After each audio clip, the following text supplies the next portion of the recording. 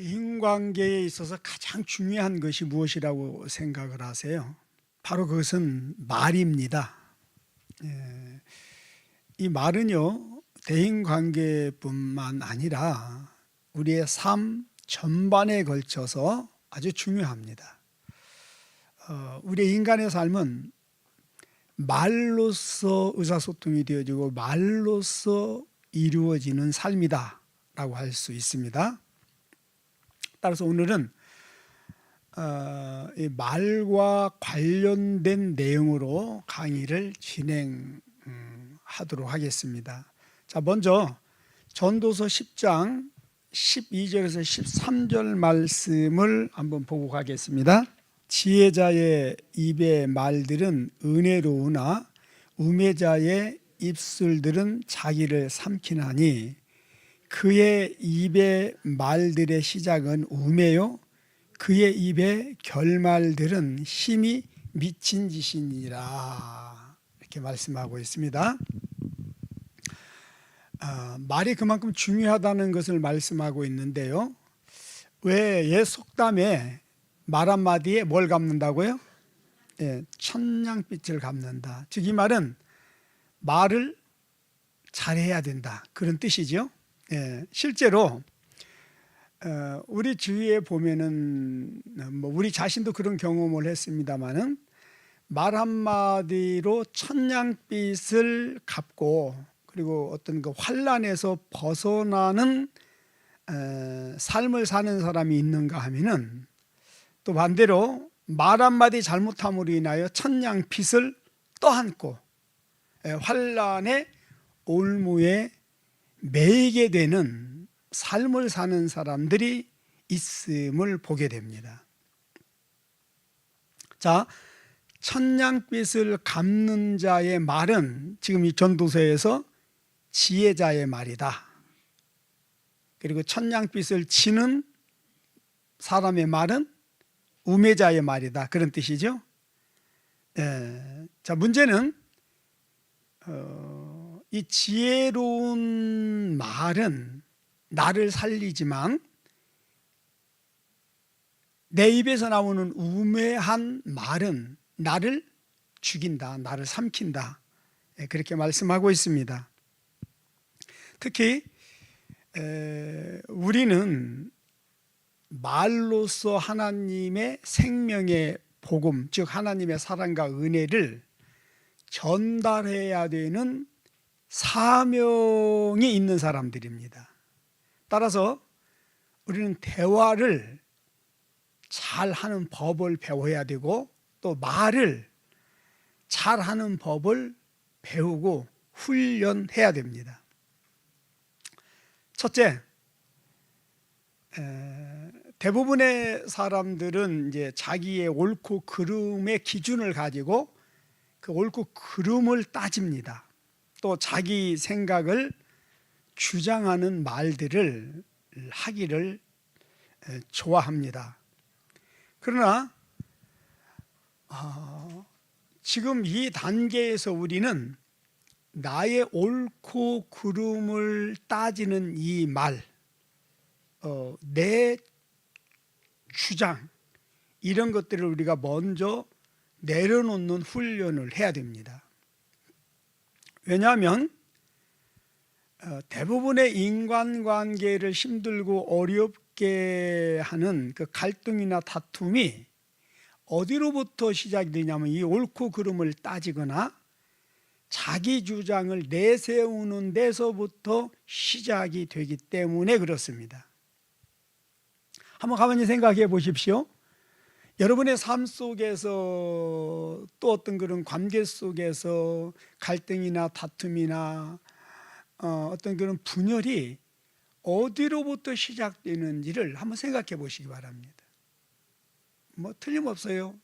자기 옳음을 주장하고 자기 생각을 앞세워서 자기 생각을 주장하기 때문에 그렇다라고 하는 것을 우리는 쉽게 알 수가 있습니다. 따라서 사람들과의 관계 속에서 옳고 그름을 따지기를 좋아하고 자기 생각을 자기의 어떤 그런 기준을 가지고 자기 말을 앞세우는 이런 어떤 잘못된 언어의 습관이 있다면요, 이거는 반드시 내려놓아야 되고 고쳐야 되는 부분이다 라고 하는 겁니다. 우리 시편 39편 1절 2절 한번 보실까요? 시편 39편 1절 2절. 내가 말하기를 나의 행위를 조심하여 내 혀로 범죄하지 아니하리니 악인이 내 앞에 있을 때에 내가 내 입에 재갈을 먹이리라 하였도다. 내가 잠잠하여 선한 말도 하지 아니하니 나의 근심이 더 심하도다 그랬습니다. 자, 지금 다윗은 그 원수들과의 관계 속에서 다윗을 정죄하고 비난하고 판단하는 그 많은 원수들 앞에서 왜 자기 변명이 없고 왜 할 말이 없었겠습니까? 그러나 그들과의 지금 그런 관계 속에서 자기가 무엇을 변명을 하며 이야기를 하면은 그거는 하나님 앞에 범죄가 될 수 있다는 것을 알았어요. 그래서 지금 뭐라고 말합니까? 나의 행위를 조심하여 내 혀로 범죄하지 아니하리니. 이게 무슨 말이에요? 자기 자신을 변호하고 변명하고 뭔가 자기 옳음을 또 상대의 그름을 이야기하는 것이 실상은 하나님 앞에서 자기 혀로 범죄하는 것일 뿐이다. 그러므로 어떻게 했다고요? 자기 입에 재갈을 물렸다는 거예요. 말을 하지 못하도록. 심지어 뭐도 하지 않았다고요? 선한 말도 하지 않았다. 이렇게 말을 합니다. 근데 그 이유에 대해서 9절에서 이야기를 하는데 한번 볼까요? 왜 다윗이 이렇게 자기 입에 재갈을 물리고 혀로 범죄하지 않기 위하여 그 악인들 앞에서 선한 말도 내지 않고 잠잠했는지. 자, 시작. 내가 잠잠하고 입을 열지 아니하면 누가요? 주께서 그들을 다윗에게 붙여서 그런 말을 듣게 했기 때문이다. 이렇게 말을 하고 있습니다. 여러분, 때로는 하나님께서 그 우리의 어떤 옳고 그름을 따지기를 좋아하고 우리 자신의 생각을 막 내세우고 주장하는 이런 것들을 고치시기 위해서 이렇게 다윗처럼 다윗을 비난하고 정죄하고 판단하는 자들을 우리에게도 붙일 수 있다는 거예요. 근데 문제는 우리는 이제 이런 상황에서 이거를 받아내지를 못한다는 거예요. 그래서 상대가 한마디 하면 나도 한마디 해야 되고, 그래서 나의 옳음을 주장하고 드러내야만이 직성이 풀리는 그런 우리들은 성품을 가지고 있잖아요. 그래서 잠잠하지를 못합니다. 그런데 하나님께서는 지금 이런 상황을 내 주장을 내세우고 옳고 그름을 따지기를 좋아하는 이게 지금 잘못된 것이기 때문에 이걸 고치기 위해서 지금 이런 상황을 허락을 하셨는데 이걸 이제 모르면은 우리는 계속 내 자신을 주장하고 내 옳음을 이야기하고 내 생각을 주장을 하다 보면은 이제 이게 죄가 되는 것이고, 그리고 또 이거는 반드시 우리의 삶 속에 고쳐져야 되는 것인데 절대 고쳐지지가 않는다라고 하는 것입니다. 그리고 이게 고쳐지지 않으면은요, 한평생 대인 관계는 어려워질 수밖에 없어요. 그러면 진짜 심각한 문제가 뭐냐면 하나님은 대인 관계를 통해서 우리에게 주시는 은혜와 축복이 있는데 그거를 받지 못하고 누리지 못하게 된다라고 하는 것입니다. 자, 그렇다고 우리가 내 생각은 말하지 말고 옳고 그름은 주장하지 말아라, 그런 말이냐? 그런 말은 아니죠. 여러분, 우리가 영적으로 성장 성숙하고 또 이제 말을 잘하고 대화를 잘하는 어떤 그런 방법들을 배우고 익히면은요, 이야기를 해야 되겠죠. 그러니까 특별히 이제 부모의 입장에서 또 우리가 교회에서도 먼저 된 자로서 또 가르치는 어떤 그런 사명이 우리에게 주어졌기 때문에 그게 다 말로써 되어지는 거잖아요. 그러니까 마땅히 옳고 그름에 대해서 이야기를 하고 또 우리의 생각에 대해서 이야기를 해야 됩니다. 그러나 해야 될 때가 있고 하지 말아야 될 때가 있다라고 하는 것입니다. 먼저는 우리가 말을 하기 이전에 말을 듣고 무슨 말을 해야 되는지, 이 대화가 무엇인지, 대화를 어떻게 해야 되는지, 또 그 상대가 지금 무슨 의도를 가지고 무엇을 말하기를 원하는지, 이런 거를 이제 우리가 파악을 하면서 대화를 하고 이제 이렇게 서로 말을 주고받아야 되는데, 이게 영적으로 성장 성숙하지 못하고 하나님의 의도도 그래서 모르고 또 상대가 어떤 의도로 말하는지도 모르고 또 대화를 어떻게 해야 되는 것인지도 모르는 상황에서 그냥 자기 옳은 생각을 이야기를 하고 자기 옳은 주장을 내세워 버리면은 이게 이제 여기에서 쓸데없는 다툼이 일어나고 이제 관계가 더 어렵게 되어진다라고 하는 거예요. 그러니까 우리가 옳고 그름을 주장을 하고 내 생각을 이야기를 하더라도 우리 입장에서, 우리가 하나님의 자녀의 입장에서 상대에게 좋은 영향력을 끼치고 상대의 어떤 잘못된 것들을 가르쳐서 올바르게 살아갈 수 있도록 돕기 위한 것이잖아요. 자녀에게도 마찬가지고 부부관계도 마찬가지잖아요. 이웃과의 관계도 마찬가지잖아요. 근데 이게 내가 영적으로 성장 성숙하지 못했어요. 또 상대를 내 말로써 어떤 리드할 수 있는 그런 준비가 안 됐어요. 대화를 어떻게 해야 되는지도 몰라요. 말이 무엇인지도 몰라요. 그러면서 그냥 자기 생각대로 하고 싶은 말을 막 이야기를 하게 되면은, 그래서 그게 죄가 되고 그래서 문제가 더 어렵게 된다. 대인관계가 더 어렵게 되어진다라고 하는 것입니다. 따라서 말을 하지 말라는 것이 아니라 해야 될 때가 있는가 하면 하지 말아야 될 때가 있다는 거예요. 특히 하나님께서 다윗처럼 우리의 입을 닫게 하실 때가 있어요. 그리고 하나님께서 우리의 입을 닫게 하실 때는 거기에는 여러 가지 의미가 담겨져 있습니다.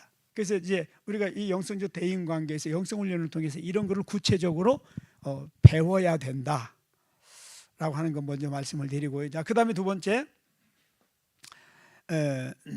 우리가 그 대화에 있어서 사람들과의 그 말하는 관계에 있어서 자신의 말을 많이 하기보다는 상대의 말을 들어주고 받아주는 것을 우리가 배우고 훈련을 해야 됩니다. 자, 야고보서 1장 19절 한번 띄워봐 주세요. 내 사랑하는 형제들아, 너희가 알지니 사람마다 듣기는 속히 하고 말하기는 더디하며 성내기도 더디하라 그랬습니다. 자, 사람마다 듣기는 속히 하고 말하기는 더디하라, 그리고 성내기도 더디하라. 사람이 성을 내는 것은 하나님의 의를 이루지 못하기 때문이다, 이렇게 말씀하고 있습니다. 왜 여러분, 똥낀 놈이 성낸다라고 하는 속담이 있잖아요. 대부분 자기 주장이 강한 사람들, 그리고 자기 말을 앞세우는 사람들은요, 대화하다가 꼭 뭐를 내요? 성을 냅니다. 왜 그럴까요?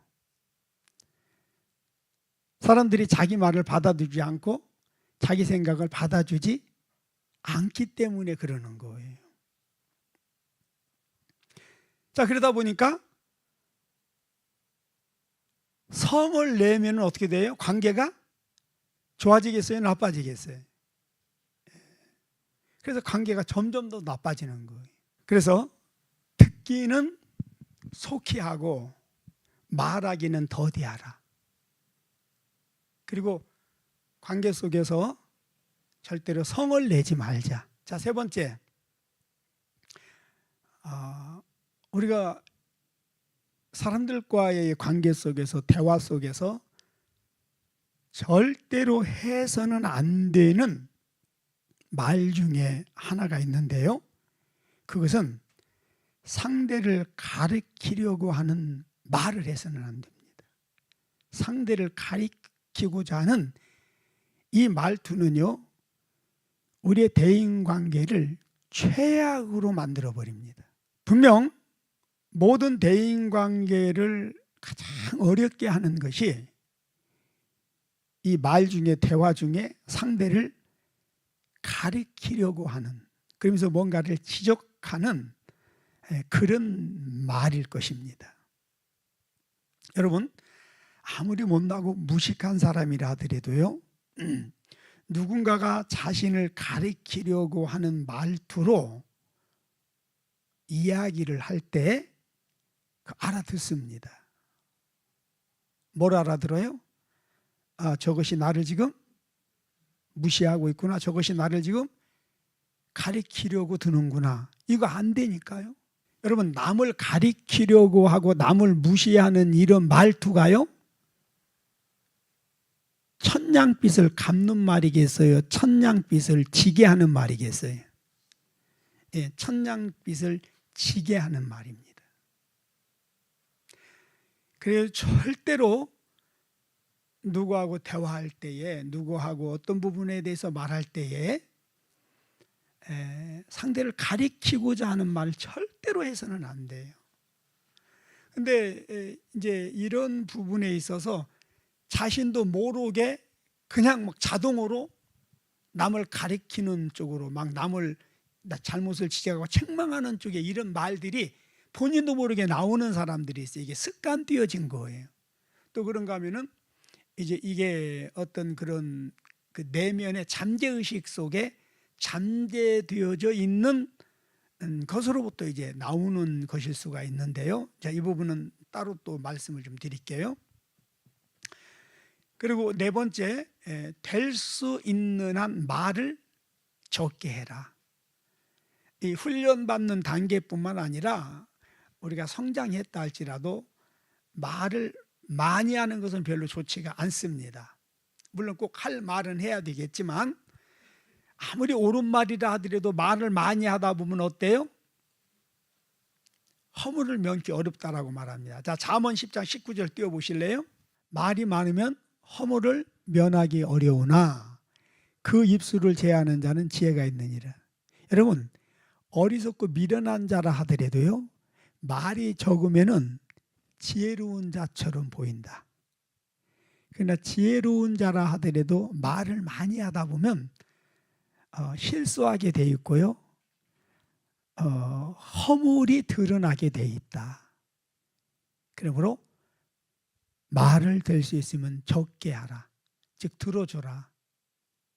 그래서 입은, 말하는 입은 하나요, 듣는 귀는 하나님이 두 개를 만드신 이유가 그것이다. 뭐 그런 이야기들이 있어요. 물론 사실 이렇게 한다는 것이 쉬워요, 어려워요? 쉬워요, 어려워요? 쉽지가 않아요. 왜냐하면 우리가 한평생 그런 언어 습관을 가지고 살아왔기 때문에 쉽지가 않아요. 그러나 아까도 말씀드렸듯이 다윗처럼 입에 뭐를 물리고? 재갈을 물리고. 그래서 속이 답답하고 터져도 반드시 우리가 받아내야 되는 훈련이고 이게 습관이 되어져야 된다라고 하는 거예요. 근데 또 모든 것은 습관이라고 그러잖아요.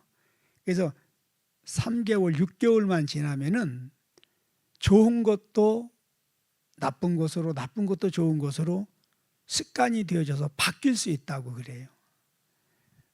그래서 혹시 지금 이 세 가지 언어 습관에 대해서 말씀을 드렸는데 여러분들 고쳐야 되는 부분이 있다라고 한다면은 작심해서 3개월, 6개월 한번 도전을 하셔서 고치는 훈련을 해 보시기를 바랍니다. 이 말하는 게 얼마나 이 말을 참는다는 게 얼마나 어렵냐면, 다시 한번 할까요? 어느 카페에 뚱보 안녕이라는 말을 배운 앵무새가 있다고 그랬죠. 근데 뚱뚱한 손님이 올 때마다 뚱보 안녕, 뚱보 안녕 그러니까 처음에는 그냥 재미로 받아줬는데 올 때마다 그러니까 스트레스를 받겠어요, 안 받겠어요? 받겠지요. 그러다 보니까 이제 이 손님이 막 화를 내고 이놈의 카페 안 온다 그러니까 주인의 입장에서는 영업에 도움이 되라고 앉혀놨던 이놈의 앵무새가 영업 방해를 하니까 기분이 좋겠어요, 나쁘겠어요? 그래서 그냥 야단을 치고 다시는 하지 말라고 그랬는데 안 하겠다고 했는데 그 손님이 들어오는 걸 보니까 자신도 모르게 입이 자동적으로 벌어지는 거예요. 정말 이 손님이 화가 났어요. 그러니까 주인이 앵무새를 어떻게 했겠어요? 뒤지게 둘게 폈지요. 말을 못하게 입을 짓이겨 놨겠죠. 반창고를 붙이고 목발을 짚고 곡술이나 껴도맞고, 그리고 이제 그 다음날 그 손님이 또 들어오는데 어때요? 이게 참아져요, 안 참아져요? 근데 주인이 불꽃 같은 눈동자로 지켜보고 있고 뭐라고 말했다고요? 내가 말 안 해도 알지. 이게 우리의 죄악의 속성이에요. 그만큼 어렵다는 거예요. 그래서 입에 뭐를 물려라? 재갈을 물려라. 그래서 다윗 같은 사람도 자기 입에 재갈을 물리고 선한 말도 하지 않았다라고 말하고 있잖아요. 그러니까 이렇게 피 흘리기까지 자기 자신과 싸우는 훈련이 있어야 된다라고 하는 거예요. 그러니까 우리 사람은요, 모든 것이 그냥 되어지는 게 아니라 훈련을 통해서 되어지는 거예요. 그러니까 얼마나 어떤 훈련을 받았느냐에 따라서 결국 우리의 삶의 수준, 차원이 달라진다라고 하는 거예요. 저와 여러분들도 어려서부터 좀 더 좋은 그런 훈련을 받았다라고 한다면, 좋은 교육을 받고 훈련을 받았다라고 한다면 지금 여기 앉아 있겠습니까? 절대 여기 앉아 있지 않지요. 그러나 어찌 되었든지 간에 우리가 하나님 앞에 가기 전까지 단 한 가지라도 더 새롭게 배우고 훈련해서 새로운 변화를 이루어야 됩니다. 자, 이 앵무새와 같이 하나님께서 때로는, 또 다윗처럼 때로는 우리 어떤 그런 잘못된 언어, 잘못된 우리 행동을 고치시기 위해서 말을 하지 못하도록 우리 입에 재갈을 물리실 때가 있다라고 하는 거예요. 그래서 어떤 사람은요, 하도 말하기를 좋아하고 잘난 척하다 보니까 자녀라는 문제로 입에 재갈을 물릴 때가 있어요. 어떤 육신의 연약함, 어떤 경제적인 부분, 또 어떤 남편, 아내가 우리의 말을 하지 못하게 하는 재갈로 하나님이 사용하실 때가 있다라고 하는 겁니다. 하여튼 이 이외에도 우리의 입에 재갈을 물릴 수 있도록 준비된 많은 도구들이 있습니다. 어떤 분들은 그게 뭔지 다 이야기해 달라고 그래요. 궁금하다고 그러는데 이게 궁금하면 여러분 계속 이야기를 한번 해보세요. 하나님께서 이제 어떤 재갈을 물리는지 여러분들이 직접 한번 확인해 보시기를 바랍니다. 아무튼 많이 준비되어 있습니다. 네. 다음에 다섯 번째, 교만, 그리고 자기 주장이 강하고 또 옳고 그름을 따지기 좋아하고 또 남을 가리키고자 하는 어떤 그런 잘못된 습관을 가지고 살아갈 경우에 하나님은 반드시 심고 거두는 법칙, 행위대로 보응을 받는 법칙에 의해서 우리도 똑같은 그런 사람들을 만나게 되고 똑같은 취급을 당할 수 있다라고 하는 거예요. 어쩌면 나보다도 더 세고 강한 자를 나에게 붙여서 내가 누구에게 한 만큼 나도 당하게 하는 이 훈련 차원이에요. 이 잘못된 버릇을 고치기 위해서 하나님이 그렇게 하신다라고 하는 거예요. 부산에서 개척을 했는데 그 건물 주인이 이제 우리 교회에 나오게 됐어요. 근데 이분이 얼마나 자기 주장과 고집이 세고 자기 말만 앞세우고 그냥 한 번 이야기를 하면 다른 사람은 말도 못하게 하고 1시간, 2시간 자기 말만 계속 하는 사람이 있었어요. 그러니까 그냥 부인이 너무 괴로우니까 막 도망가고 더더군다나 나이 어린 부인하고 사는데 도망가고 아무리 와라고 해도 안 와. 그럼 이제 내가 데리러 가야 와. 그래가지고 내가 우리 집사한테 오해도 받고 왜 당신이 데리러 가야 되냐. 안 오는데 어떻게 해. 우리 성도 그게 개척하고 성도 1호 성도인데 데리러 가야지. 근데 이제 나중에 소방서에 근무하는 소방관 집사님 우리 교회에 이제 등록을 했어요. 근데 이분은 대화를 해보니까 그 건물 주인 집사님보다 한 수가 위야. 그래 잘됐다 해가지고 나는 빠지고 두 사람 붙여놨어. 어떤 모습이 나오는지 궁금하더라고요. 그래서 붙여놨어. 근데 서로 막 이야기를 하는데 그 이제 이야기가 아니에요. 이게 완전히 이제 막 다툼이 일어나고 싸움이 벌어지는 수준이에요. 근데 이제 나중에 그 건물 주인 집사님이 나한테 그러더라고요. 저 집사, 제가 자기 주장이 강하고 교만하고 자기 말만 앞세우고 상대할 사람이 아니라고. 그래서 나중에는 이제 식사할 때도 아예 둘 다 말을 안 하고 입을 다물더라고요. 그래서 그걸 보면서 사람들이 자기 모습을 못 보는구나.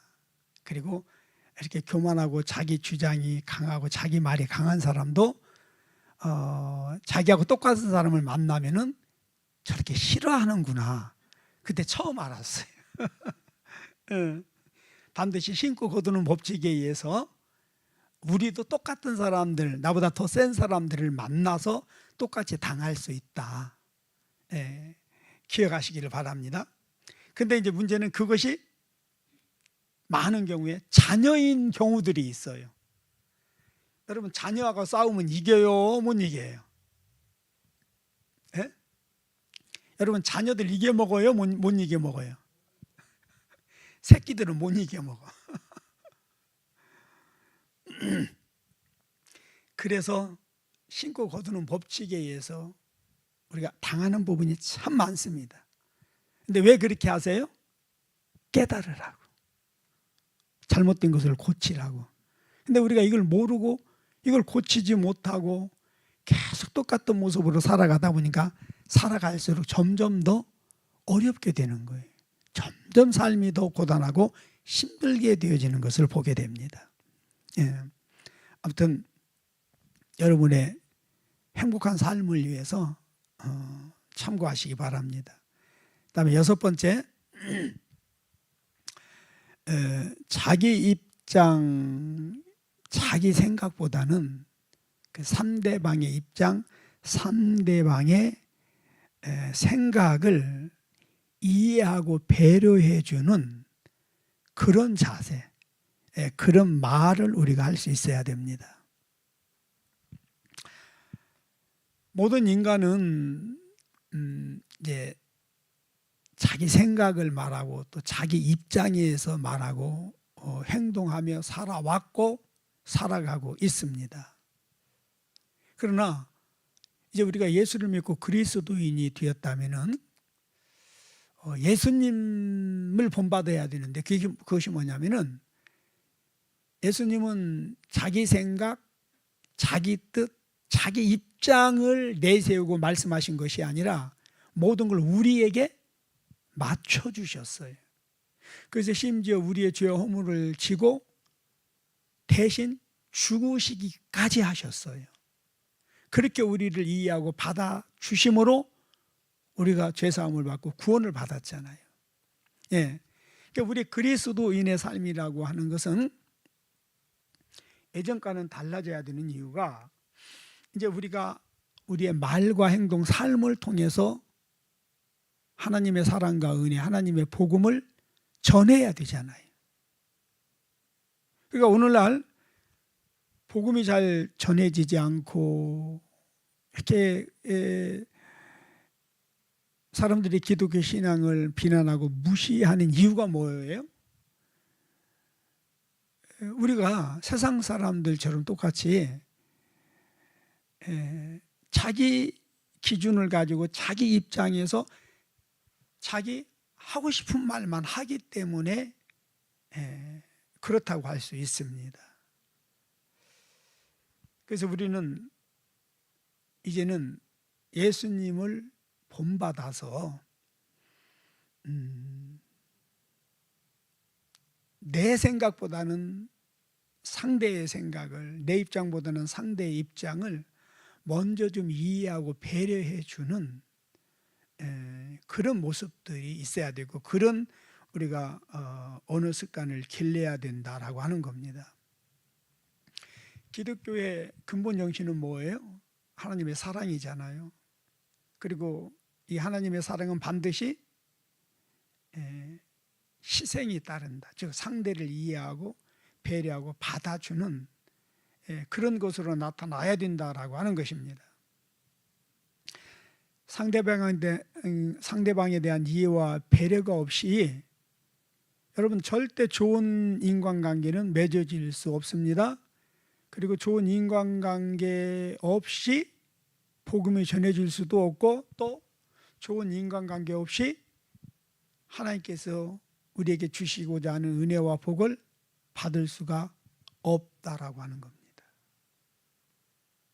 자, 7번째. 여러분 우리가 살다 보면은 실수하고 잘못할 때가 있어요, 없어요? 실수 없이 잘못 없이 사는 사람은 아무도 없지요. 근데 이제 문제가 뭐냐면 뭔가 잘못하고 실수를 했으면 변명하지 말고 솔직하게 시인하고 잘못했습니다라고 사과하면 되는 거예요.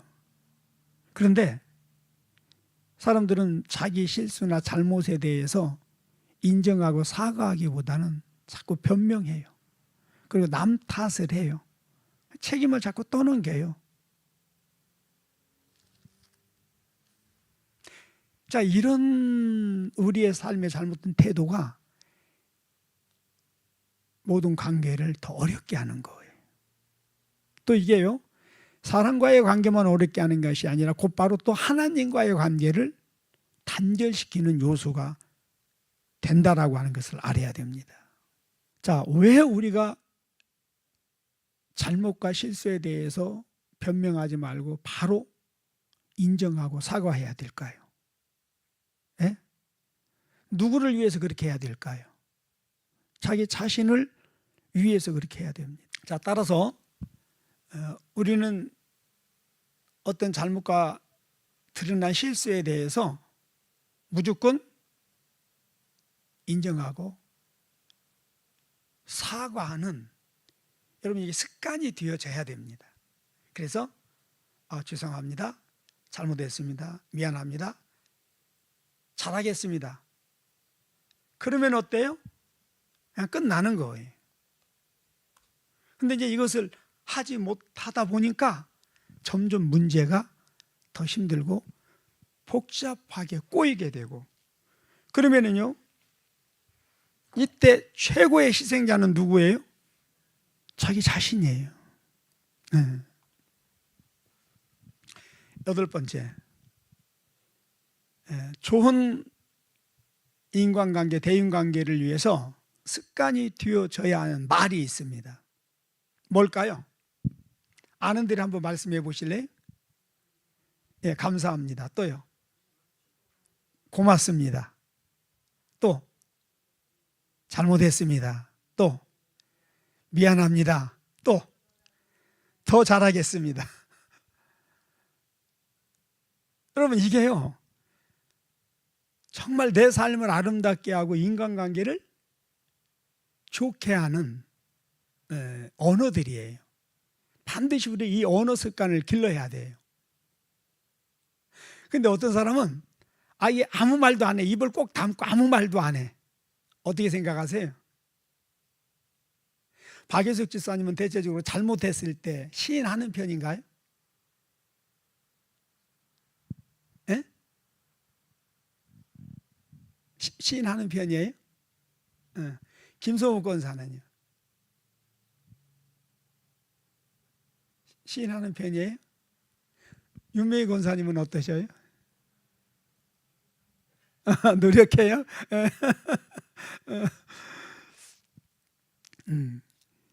아무튼 이 좋은 관계를 위해서 감사합니다, 고맙습니다, 잘못했습니다, 미안합니다, 더 잘하겠습니다, 이거 여러분 정말 습관이 되도록 우리가 노력하고 훈련해야 되는 부분이에요. 예. 여러분 이런 말이야말로 정말 지혜자의 말이요, 천냥빚을 갚는 말이다라고 할 수가 있습니다. 예. 실제로 우리 주위에 보면은 이런 말을 잘해서 천냥빚을 갚은 사람이 있고, 이런 말을 못해서 천냥빚을 지고 죽은 사람도 있어요. 그리고 마땅히 해야 되는 어떤 이런 말들을 못해서요, 대부분이 보세요, 모든 갈등, 다툼, 막 폭력이 여기서부터 일어나잖아요. 살인이 여기서부터 일어나잖아요. 아홉 번째요,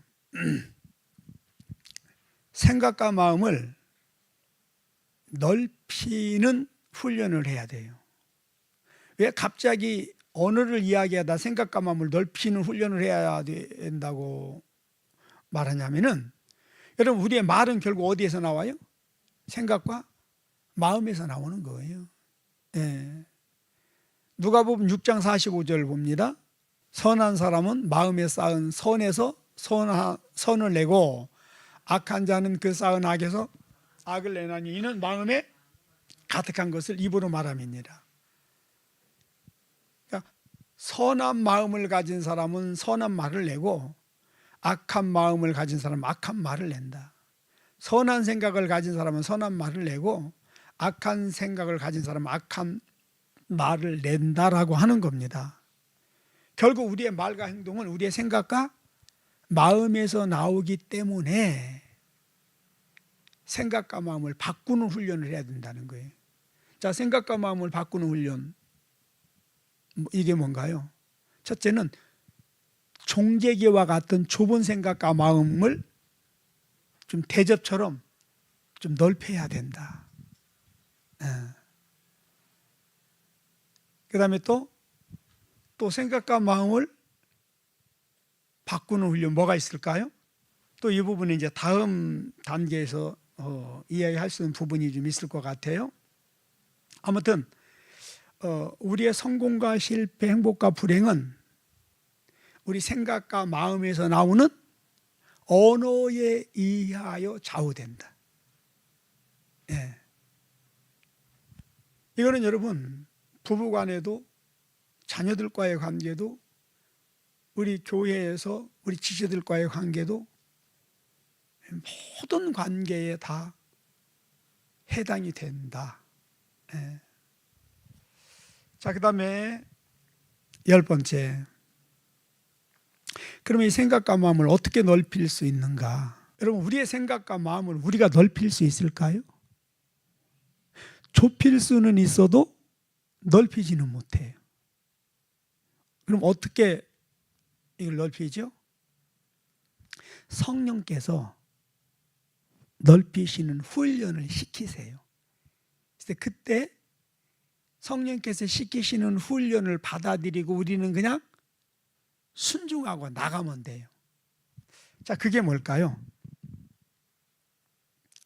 첫째, 성령께서는 내 생각과 다른 생각을 가진 사람, 내 마음과 다른 생각을 가진 사람, 내 삶의 스타일과 다른 삶의 스타일을 가진 사람을 나에게 붙이세요. 자, 그럼 어떻게 될까요? 내 생각, 내 마음, 내 삶의 스타일과 전혀 다른 사람을 나한테 붙여서 떨어지지도 못하게 해요. 같이 살게 해요. 항상 내 옆에 있게 해요. 그럼 여러분, 내 마음이, 내 생각이 어때요? 기쁘고 좋겠어요? 고통스럽겠어요? 무슨 말인지 이해가 안 되셨나요? 힘들고 어렵고 고통스럽지 않겠습니까?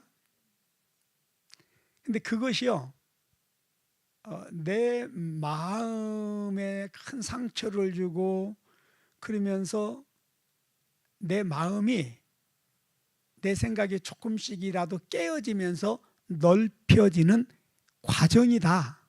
그렇게 이해하시면 됩니다. 그리고 그것이요, 이제 기본적인 어떤 훈련이라고 할 수가 있어요. 근데 이제 여기서 내 마음이 상하지 않고 깨어지지 않으면은 어떻게 돼요? 내 마음은 더 굳어지고 강화가 되어져요. 그게 이제 이런 거예요. 누구를 만나서 이제 싸움을 하는데 상대가 나보다 힘이 더 세서 내가 패배를 하게 되면은, 내가 지게 되면은 상대에게 굴복을 당하게 되는데, 내가 상대를 이기면은 어떻게 돼요? 오히려 상대를 내가 굴복하게 되잖아요. 마찬가지예요. 하나님께서 나보다 더 센 자를 붙이셨어. 왜 그럴까요? 나를 쳐서 복종시키기 위해서, 나를 꺾기 위해서, 나를 죽이기 위해서. 근데 내가 상대를 이겨버렸네? 그럼 어떻게 될까요? 어떻게 돼요? 힘이 이제 더 생기는 거예요. 자, 그 다음에는 그러면 어떤 결과가 다가올 것 같습니까? 그 다음에 성령께서 어떻게 할 것 같습니까? 아, 저거는 한 단계 강한 자를 붙여서는 안 되는구나. 오히려 이겨먹는구나. 그러니까 어때요? 그 다음에는 2배, 3배 더 강한 자를 붙여야만이 굴복이 되는 거예요. 자, 그렇게 되면은 그 과정에서 어떤 일이 벌어지겠어요? 기쁘고 즐거운 일이 벌어지겠어요? 곡소리 나는 일이 벌어지겠어요? 네? 무슨 말인지 이해되시죠? 예. 참고하십시오. 그러니까 결국은 우리의 결단, 선택에 따라서 하나님은 거기에 맞게 역사하세요. 그래서 이제 이런 과정들을 통해서 훈련이 어느 정도 되면은 상대를 마음으로 뭐예요? 받아들이고 품게 됩니다. 그러나 이러한 하나님의 어떤 의도, 이 영적 원리, 어떤 성령께서 우리를 훈련시켜서 우리를 새롭게 하시는 이런 방법들을 이제 우리가 모르게 되면은 다 자기 기준에 맞추고 자기 생각대로 상대를 굴복시키려고 하고 상대를 리드하려고 하고 자기 뜻대로 조종하려고 하다 보니까 삶이 변하지가 않는 거예요. 그러면 이제 그럴수록 하나님으로부터 당하는 징계는 크고, 그런 과정에서 이게 훈련이 안 되면은 사람이 더 완악하고 강팍하게 됩니다. 그래서 사람이 세워지는 것이 아니라 망가지게 되는 거예요. 이제 가끔씩 우리가 이제 훈련을 통해서 새로운 변화를 받고 한 이야기들을 하면은 그래요. 그 사람들이 나도요 20년 동안 고난을 받았습니다. 얼마 전에도 어떤 분이 나 17년 동안 고난을 받았습니다. 그러면 그렇게 받았으면 어때요? 변화를 받아야 되잖아요. 새로워져야 되잖아요. 근데 새로워진 것이 없다는 거예요. 그리고 새로워지지 않으면요 더 망가집니다. 더 완악하고 강팍하게 됩니다. 그래서 고난 받은 거하고 그 고난의 과정을 통해서 깨어지고 새롭게 변화받은 것은 전혀 다른 차원이다.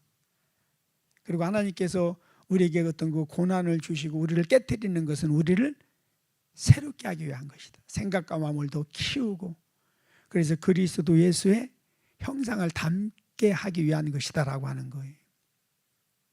여러분, 농부는요 어떤 땅에 씨앗을 뿌려요? 여러분 농사를 안 지어봐서 할 말이 없나요? 농부는 어떤 땅에 씨앗을 뿌려요? 좋은 땅. 좋은 땅이 무슨 땅이에요? 옥토. 이런 것까지도 가르쳐줘야 되는군요. 예. 옥토가 아니면은, 좋은 땅이 아니면 농부는 씨앗을 안 뿌려요. 왜 그럴까요? 여러분 생땅에다가 씨앗 뿌려봤어요? 생땅에다 씨앗을 뿌리면은요 아무것도 열매를 맺지를 않아요. 예. 생땅에다가 씨앗을 뿌려봤더니 씨앗이 나기는 나는데 자라지가 않더라고요. 열매가 안 맺어요. 예. 그래서 농부들은요 생땅에 뭐 씨앗을 뿌리기 전에 어떻게 해요? 먼저 거기다가 거름을, 무슨 거름이에요? 향기 나는 거름이에요? 고약한 냄새 나는 거름을 듬뿍 덮어놓고 완전 갈아엎어서 그거를 몇 개월 묵혀놔야 돼. 그러면은요 그 생땅이 옥토로 바뀌어집니다. 그리고 거기에 씨앗을 뿌려야만이 열매를 맺습니다. 하나님께서도 생땅과 같은 우리의 생각과 마음, 좁아터진 우리 생각과 마음, 훈련되지 않는 우리 생각과 마음을 이게 옥토와 같은 생각과 마음으로 바꾸세요. 그런데 그 과정에서 어떤 방법을 쓰시느냐? 내가 바라고 원하고 내가 막 기분 좋고 좋은 이런 게 아니에요. 내 마음에 들어오면은 나쁘고 고통스럽고 깨어지고 힘드는 이런 어떤 사건 문제, 이런 어떤 사람들을 붙여서 내 마음을 훈련하고 연단하는 거예요. 깨트리는 거예요. 그래야만이 넓어지는 거예요.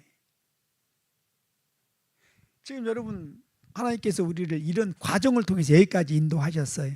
공감이 되시죠? 예. 근데 여러분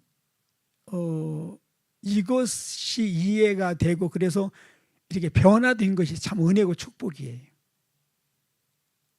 놀라운 사실은 주위에 너무나 많은 사람들이 하나님께서 우리를 훈련하시고 우리를 깨뜨리고 새롭게 하기 위해서 이런 과정으로 훈련하시고 연단하셨음에도 불구하고 그게 무언지를 모르고 전혀 훈련되지 못한 그런 사람들이 너무너무 많다는 거예요.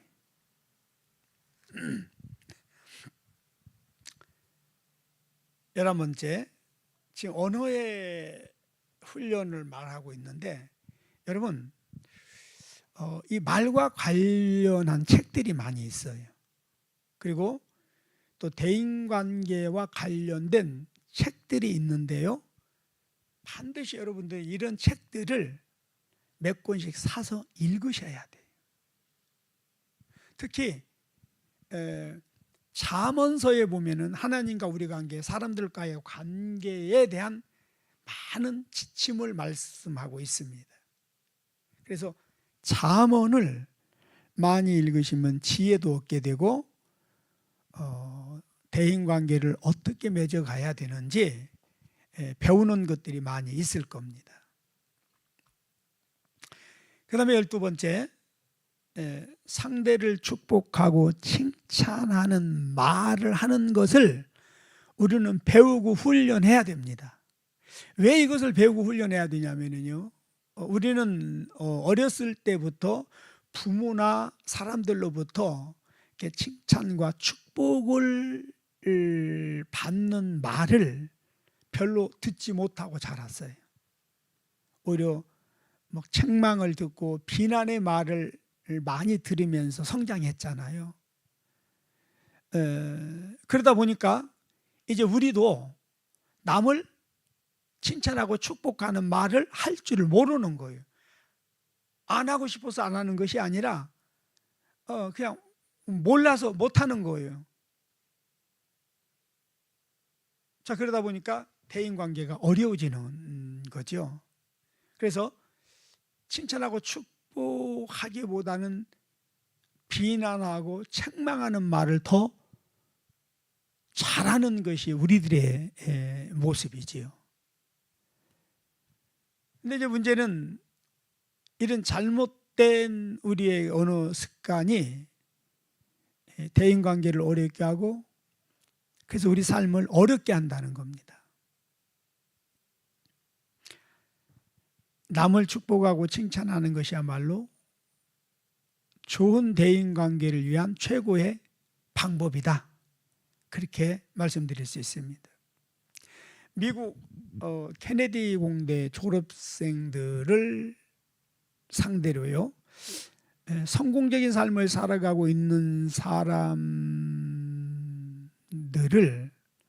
이렇게 이제 선정을 해서 그 비결이 어디에 있는지 확인을 했답니다. 그래서 그 성공적인 인간관계를 맺고 살아가는 사람 이제 15%의 이제 사람들을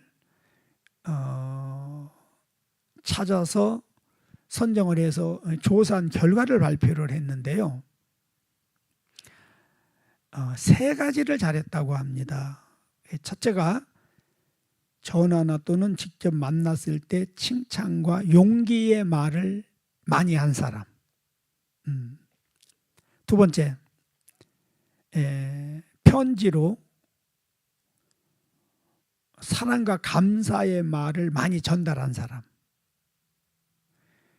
그리고 누군가가 병들었거나 어려운 일을 당했을 때 찾아가서 위로하는 일을 많이 한 사람. 이 세 종류의 사람들이 가장 성공적으로 훌륭하게 잘 살아가고 있더라라고 하는 그 조사 발표가 있었습니다. 자, 13번째, 이것도 굉장히 중요한 부분인데요,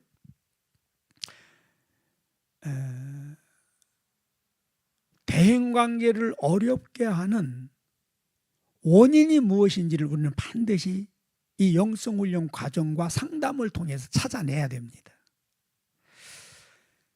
각 사람마다 대인관계를 어렵게 하는 요소가 있는데, 이게 현상은 비슷하지만 원인은 다 다를 수 있습니다. 자, 예를 들면 어떤 사람은 귀신에 붙잡혀 있기 때문에 대인관계가 어려운 사람이 있어요. 그러니까 어떤 사람은 교만함 때문에, 어떤 사람은 열등의식 때문에, 어떤 사람은요 어렸을 때 막 억압을 당하고 그로 인해서 마음의 상처, 어떤 쓴뿌리가 있는데 이제 그것이 핵심 감정이죠. 그 핵심 감정으로부터 올라오는 어떤 그런 장애 요소들이 대인관계를 어렵게 하는 경우가 있단 말이에요. 그래서 영성훈련하는 과정 속에서 또 상담하는 과정 속에서 반드시 그 원인을 구체적으로 찾아야 되고, 그 원인을 고침받기 위해서 기도해야 되고 또 그것을 바꾸기 위해서 훈련을 해야 된다면 적극적으로 훈련을 해서 이런 부분들이 해결이 되어져야 됩니다.